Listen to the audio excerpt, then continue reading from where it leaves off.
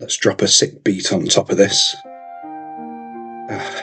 Okay then, well, this is the Lovell Telescope at Jodrell Bank, standing maybe hundreds of kilometres tall on the Cheshire plains of Cheshire. Named after its creator, Sir Bernard Lovell Telescope, a keen physicist and astrologer, it was probably created to collect higher quality horoscopes. Inadvertently, just like Fleming's mouldy sandwich, Lovell Telescope found that his dish also collected information about space. Before Lovell Telescope invented the Lovell Telescope, people thought there was nothing up there but emptiness. But afterwards, and at great expense, Lovell Telescope proved them mostly right. It's perhaps telling that there is no Lovell Telescope 2. Only successful enterprises are worthy of a sequel, like Alien, The Godfather, and Bridget Jones's Diary. This then would be Lovell Telescope's magnum opus. None of his subsequent dishes compared in scale or stature. They were mere ramekins by comparison.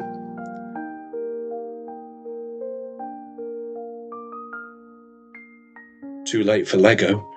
In anticipation of its success, they commissioned fantastically expensive injection moulding tooling to produce tiny replicas of Lovell Telescope's Lovell Telescope, which nowadays sell for mere pennies.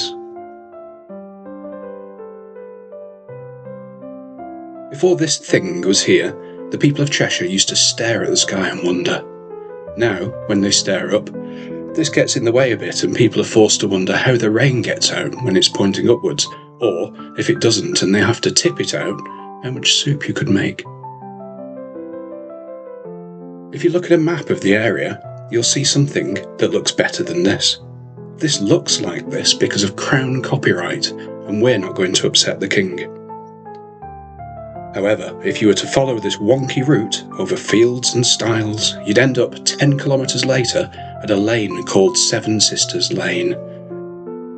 Now, this is where things get weird. One of the things in space is the Pleiades, also known as the Seven Sisters.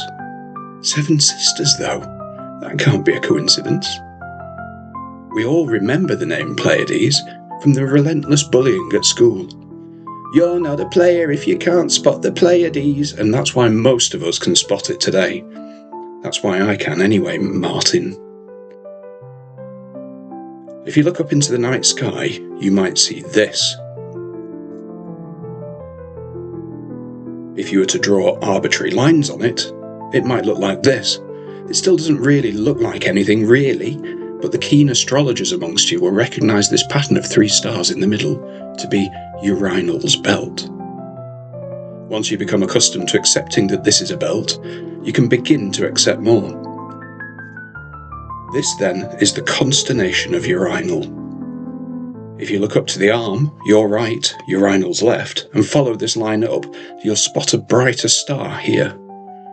This is Aldebaran, and although this was destroyed in 1977, we can still see it in the sky at night as light travels very, very slowly.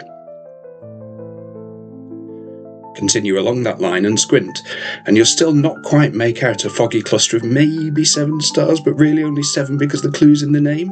It looks like 6, max, and Wikipedia says it's 3,000 stars, but it's 7, just accept that it's 7.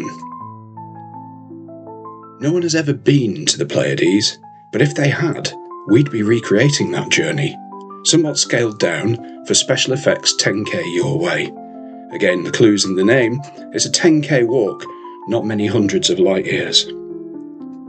Knowing this, our objective became clear. We should walk this route, persecuting a non-elite player with monologues all along the way. Don't pity him.